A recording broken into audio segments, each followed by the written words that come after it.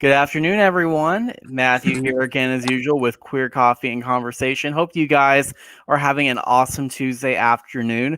Before we get started, I want to give us a big shout out to some people behind the scenes. Michael Cha Tedesco has been hard at work, of course, getting us guests and everything. He's our little booking agent, and he'll be hosting Thursday's QCNC. Stay tuned for what that will be. You'll also notice that we got a little bit of branding changes, a little bit of a new look and everything. We would like to thank our friends over at StreamYard for providing us special nonprofit pricing so that way we can get our custom branding on here that, again, Michael has worked so hard on. So thank you to our friends at StreamYard. And, of course, that means that we are streaming, of course, once again to Facebook, but also YouTube and to our Twitter pages. So if you're not following us on YouTube and Twitter, be sure to go follow us at Upstate Pride SC.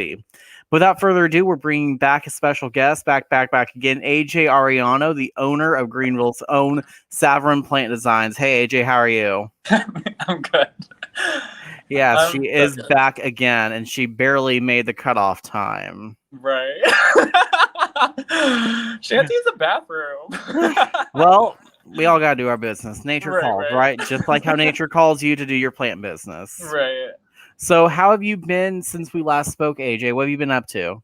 I'm good. I feel like I've gotten a little bit more busy in a sense of like just trying to keep up with this ongoing trend of plants, especially during this COVID time. I feel like everybody wants a plant now because they have time to take care of it. And they're also looking at their space and being like, I need a plant. So I ain't mad. It all works out, right? You know, people need plants. We all need something to do. And you just happen to provide something that they are buying. Right. Lucky. So, of course, we are still in the midst of a pandemic, and your business is hopefully still thriving from, all the new customers that you're getting. What's something that you've seen? It's been a couple of weeks since we last talked. What's been the major trend aside from people just wanting to plant because they have time for it? I think a lot of people have been doing a lot of inner work as well during this time, a lot of self-reflection because, they're alone or just not seeing as many people as they usually do. So I know a lot of people have reached out because my story is how plants kind of helped me deal with my depression or sort through my emotions and my thoughts about everything. And people want that. They want a little help, and it's amazing. And I think that's been like the trend right now, especially with like social media, the news, politics, like everything happening is very stressful, and like we're really wanting to fight, but a lot of people fight too much and not realizing that they need to take care of themselves in order to continue the good fight. And so now people are also leaning back into plants again as a sense of like centering and being able to think straight again. A way to recharge, basically. Right, yeah. Getting some of that good green energy. And that's, good to see that people are wanting to take care of themselves, and they're doing so in a very environmentally friendly way. They're doing something that's very good, that's just very holistic for them. So what's been your top selling plant that you've had since we've last spoken?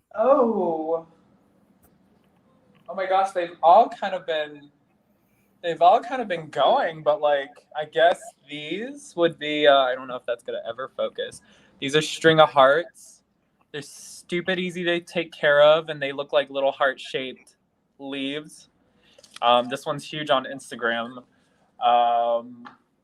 And like Pelias, like these have been an old faithful. Everybody loves a good money plant, Always buying these. These are super cute. And then this one, the fiddle fig. Everybody wants a fiddle fig. Some people think they're out of fashion, but obviously a lot of people are new to plants right now too, so they're back in. But yeah, these fiddle figs. But I think those have been like the top 3 so far. It's hard to tell because everything is just moving right now, and it's again I'm very grateful for that. Especially considering the fact that, we're in the peak of the summer. We've had some rain, plenty of sunshine, some heat to make sure things grow. And, people want to make sure that they're able to care for something. One of our friends who's on our Facebook live stream, Cassie Danae Murphy, has a question for you, AJ, and it's a perfect question to ask. Do you have any native plants for bee pollination that you can recommend for this area? Oh, okay. There's one little thing you'll learn about me is, and I get this question a lot about like outdoor plants. I know these are outdoor or they like lived in the outdoor or naturally live outdoors, obviously. But I am not good with like native here outdoor plants. So like I know I get a lot of questions of people asking what is the best tree to put outside, or in this zone, we're in zone 8A, I think, and or what type of bush could I put here? What type of cacti? I outside is not my thing. Doing the like landscaping stuff with like the grasses and the bushes, it's not my forte. I would assume for the bee pollination, like any form of like flower, I feel would be great. I know there's like a couple of flowers that are really meant for bees. I can't name them off the top of my head at the moment because I'm not in flower land either. I'm more of like indoor tropicals and cacti, and that's more my forte. But I'm pretty sure if you Google, you know, which flowers are best for bees, you'll find an amazing list by so many different people. That's how I found out about certain things about the outdoor, at least. A lot of Googling. And of course, you can find local arborists that know what's best specifically for Yeah. maybe your little slice of this region as well. That was something that my mother, may she rest in peace, she always like recommended whenever we were going to get big houses and whatever. So it's just, just time honored good advice. So of Right. course, you are not just in the business of just selling plants. You also create these beautiful little structures that hold those plants, that are sort of these places to showcase their beauty. And you Right. take a lot of inspiration from different things. So Michael's asking, what are your favorite music inspirations these days that help get you going, Okay. especially to get you in the mood to build something amazing? Ooh, I love this question. If like anybody, for people who've been following me on Instagram for forever, or just close friends who know me, music is pretty much the only thing that really, really drives me out of anything, or drives me forward, makes me happy, makes me move.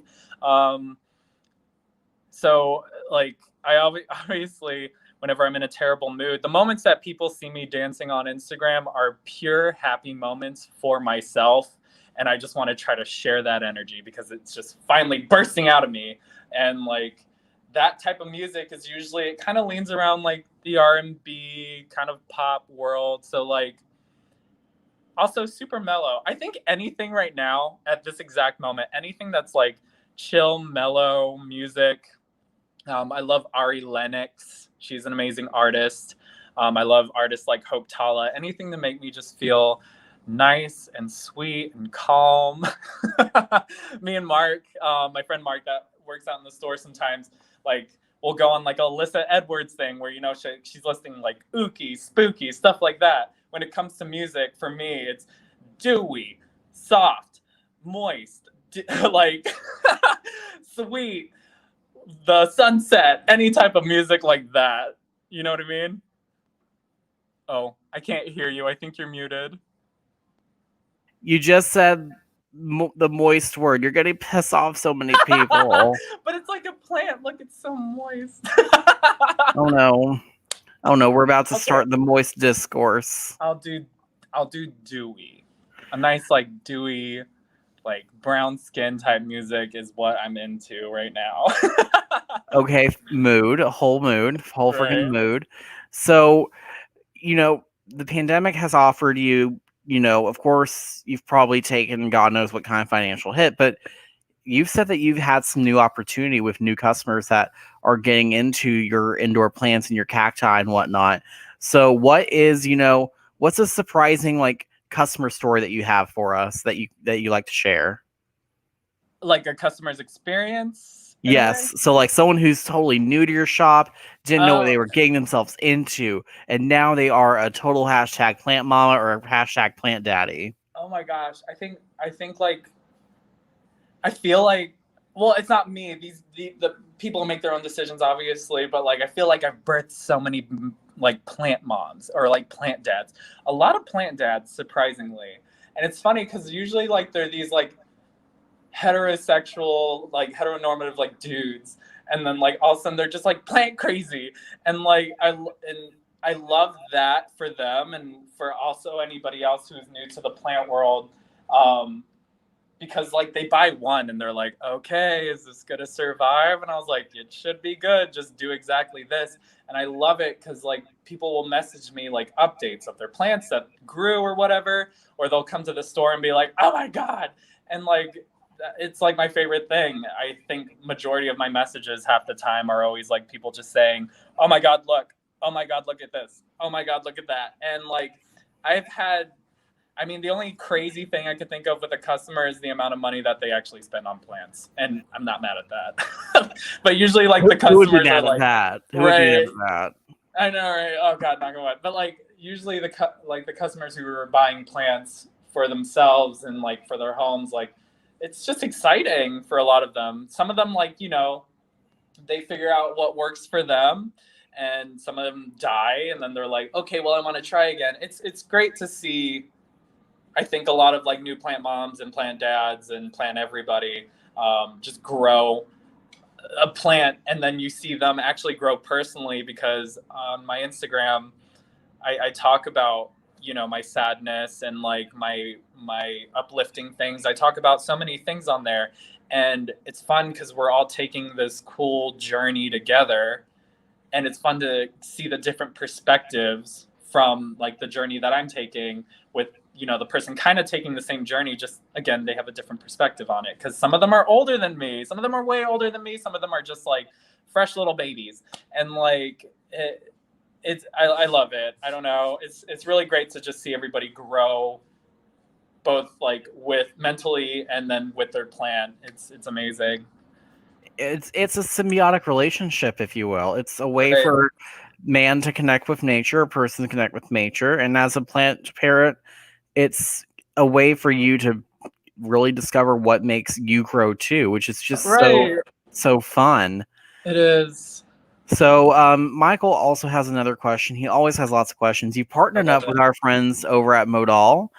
So if Joe, if you're on the stream, hey, good to Hey see you girl. again. How's it been doing plants with them? It just looks completely beautiful. We've gotten to look at their interior. What was it like working with Modal? Oh my gosh. Or with Modal, I should Joe is just awful. He was like rude the whole time. It was amazing. Like Joe has been my friend. He was like one of my first friends when I moved down here, and we got along so well. I think it was just because we both like are creative people, and you know we both. Uh-oh.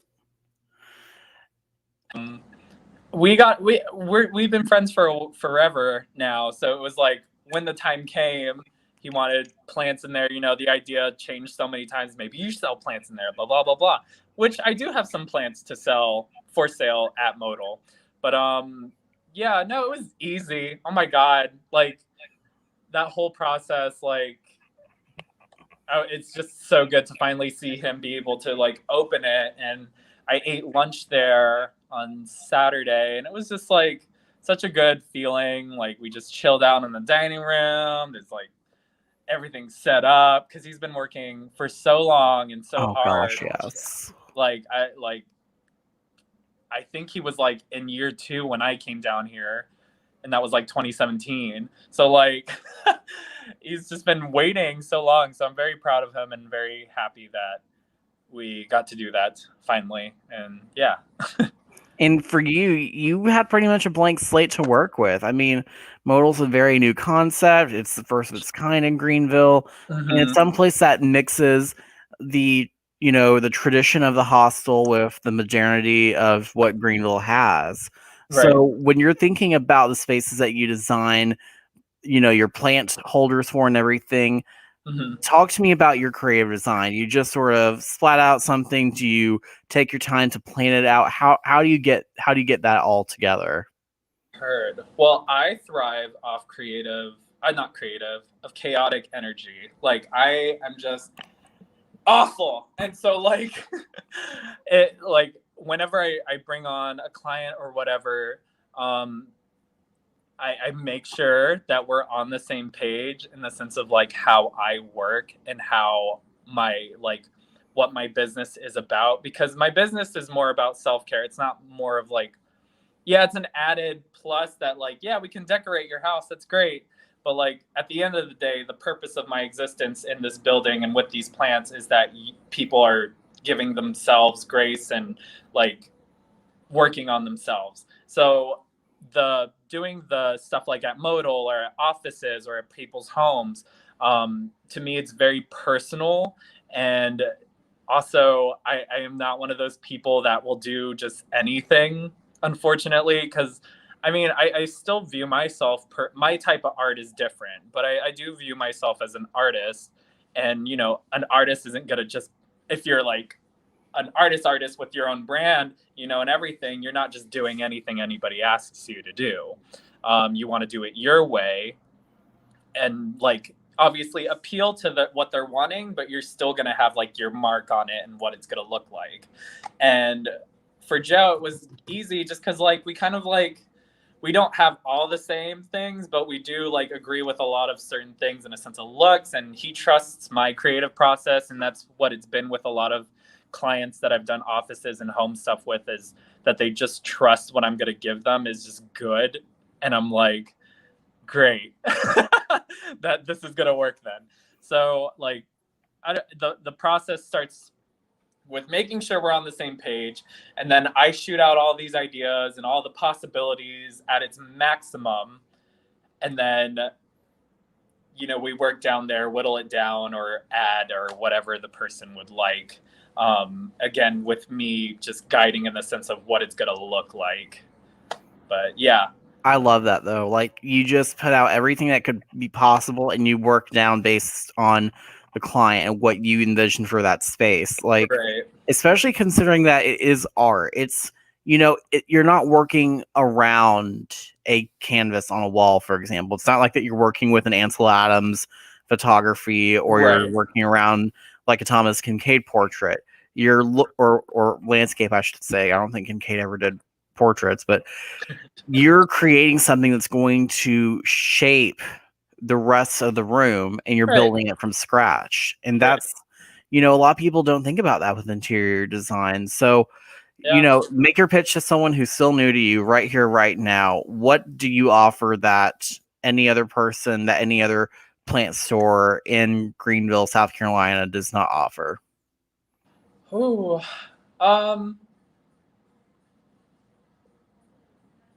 it's so hard. It's again, just from like what I was saying earlier, it's like I do offer the home consultations in a sense of helping you with like what plants are going to work there, like what you like what type of pots you want. I can help you in that sense. I don't know really what everybody else is doing because I kind of stay to myself, but I know that, you know, all the plant stores here, at least, we're all very different. And so like your experiences here are going to be different from at Martin's Garden Center or South Pleasantburg Nursery or Country Boys or Urban Digs. The experience with me is it's both chaotic and chill at the same time. So I would say, if anything, it's just more of the experience of it all, in a sense of like I have so much like energy and creative energy, and I just want to like shoot it into your fate. Oh God, that doesn't sound good. Shoot it into your mind, and like that's really. I think it's just you're gonna get a different experience with me because I don't run myself like how all the other businesses really run themselves. I'm a little bit more personal. Like I'm honestly like I want to get to know you while we do this, you know, stuff like that. And I genuinely care about people way more than they think I do. So yeah, I think the only thing that would be different from me for anybody else is just the experience of just being involved in this world on my end. But yeah, Which it's what helps you stand out. You know, you just shoot people with that kind of energy, I guess. I mean, I guess it's a weapon for you in a way. yeah. It's something that helps you pinpoint what really makes this plant structure that you work on stand out, which, you know, I've seen your work. I've seen your window before. I'm on your Instagram, obviously. So I'm sorry. it's this beautiful, chaotic, like it's like splatter paint, like the whole like early 2000s splatter paint trend that we all were part of in middle school or high school. I'm like the spinning one. You know what I mean? And you like You're drop it, and it's like. I would say that you're the spinning one. If I had to describe mine, I'm more the throwing the paint. Oh yes. Angrily sometimes, because that's how I deal with things sometimes. That's totally good too. I love that. It's therapy. You need break therapy sometimes. People don't realize they need break therapy. People don't realize they need therapy, period. And sometimes Right. sometimes that involves getting a plant. Right. And as long as you can care for it, that's what matters. And Yeah. as we said earlier, it's a way to like emotionally grow. This is something that I talk like with my therapist. Like, people need to find a way for them to grow, and sometimes that involves caring for someone else or something else. And usually it's something else like a plant, or for me, it's making sure that my dog is taken care of, even though he likes to whine while I'm on a queer coffee conversation. We've been over this how many times, Walter Cronkite? Walter, wait, is his name really Walter Cronkite? Yes, his middle name is Cronkite. So of course, I named him after a journalist. We've been over this. I'm a local journalist. Yes. I'm a huge news nerd. Here he comes, begging. Walter, we'll go out after this, buddy. We went out 20 minutes ago. Like that wasn't enough. All right. Walter, do you just want to be famous on the camera? You can. What does he look like? Is he big? I mean, here he is over here, just like staring. Oh my God, you're so cute. Oh, sitting pretty. Yes. Aww. So Walter, for me, is my chance to be a pet parent, and you help people become plant parents. So speaking of people being plant parents, you mentioned that people have like been sending progress reports, they've sent you status updates and whatnot. So my question is, what does that do for you? What does it mean to you to have someone that just comes back to you and says, here's where I am on my plant journey, here's how things are growing? Well, like when people reach back out in general, or just reach out about anything, I'm to this day still very shocked, because like just my person, that's just my mindset, unfortunately, towards myself. Sometimes I think I'm just obviously too much or not enough, and like hearing from people is like both scary and amazing. To me, the purpose of the store again is personal growth, and I love when that person came in here, and obviously I'm not going to say names or whatever, but like they came in here crushed mentally, or like they're trying to get over something, or like they've seen like I used to have a story on my Instagram, which I should probably put back up, but on my highlights, but I had a thing talking about just like my journey with my depression and just sifting through, and how I was able to do that with plants, and people will reach out about that video. But when people reach out about their plants, I find it so amazing and shocking, because I'm like, you really want to share this with me? Oh my God, yes. Like I want to share this with you. So it means it means a lot to me. I love it. I think the scary part of it is just the pressure of just keeping up with making sure I'm keeping up with people in a way that, when you get busy, or if there's like, I don't know, the whole COVID thing. And when I started doing online orders, like everything just got chaotic, and I really had to try to streamline it.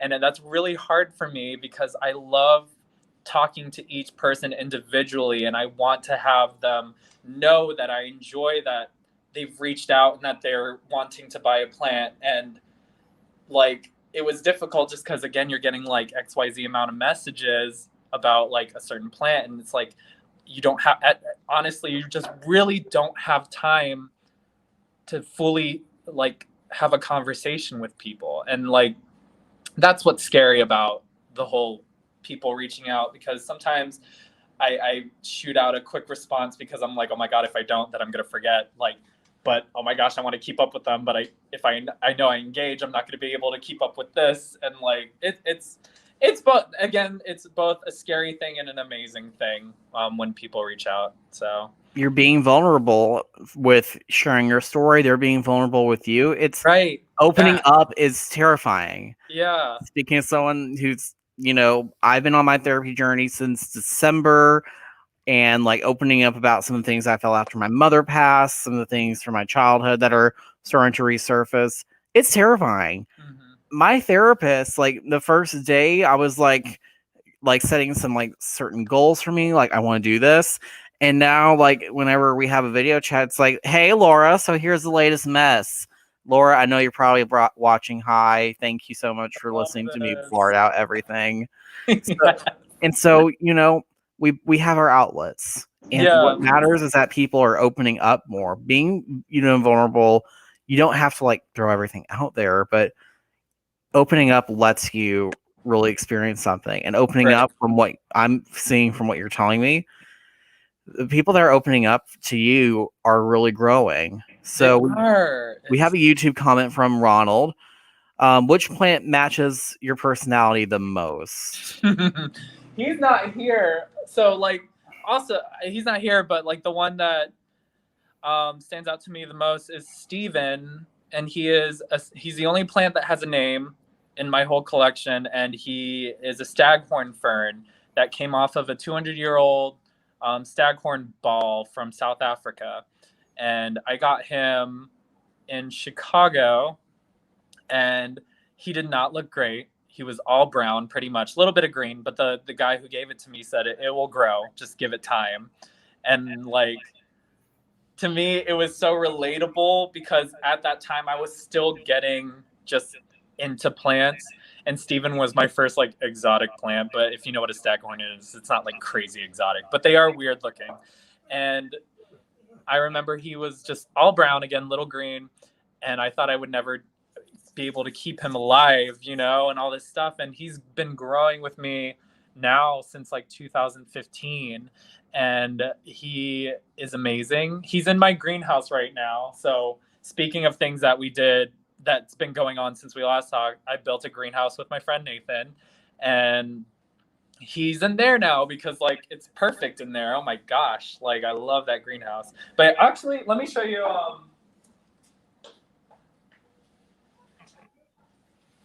I have a staghorn fern. This is not Steven. Steven looks way better. No offense to you, staghorn, but this is a staghorn fern. So it has two form of leaves. It has the antler leaves right here, and then it has the shield frond, which is this huge plate that you see, and it, like, shoots out from the bottom and grows out, like you can kind of see ish right there. And then he has his antler fronds, and that's why he's a staghorn. But yeah, I would say the one that fits my personality the most is a staghorn fern. It's weird, it's alien-like, it thrives in times of drought, and it's resilient. So yeah, I would say a staghorn fern. So, you know, we can move away from the spirit animals because that's, you know, an insult to indigenous folklore. Right. You can say that, what's your inner plant? What is your inner plant? And you are a staghorn fern. Yes. I'm probably like one of those little, what would be my inner plant? I'm probably more just a small succulent because, again, I can be a dry, salty person, but once you get to know me, I bloom very nicely. Right. I would say you're a type of succulent. I would say is Echeveria. It's a firm. Obviously, it's a firm succulent. It looks flower-like in its sense of its petals, and then it has these beautiful blooms that come out in these long, strong tendrils and, like, drapes over. And I'm like, that's probably you. Yes. It's kind of majestic. It is very majestic. It's like, it looks like steely blue. Its color it's like a steely bluish green, and then all of a sudden this random, like, flaming flower with, like, ombre to yellow to red is just like, oh my god, it's flaming homosexual like me. Well, AJ, it was so great catching up with you. We can't wait to see what you got going on for the rest of summer. We'll be checking in with you again. All and right. For you at home, tune in Thursday. Michael's taking back over. We're going to have another great queer coffee conversation. Yes. Follow us on Facebook, obviously. You're already here on Facebook. Follow us on YouTube because we have a YouTube channel. Follow us on Twitter because we're streaming via Periscope. Follow us everywhere because we want you to be able to do what? Hashtag Pride at Home as well. So be sure to follow us everywhere. UpstatePrideSC.org, at UpstatePrideSC. Thank you guys for joining. Bye. Bye.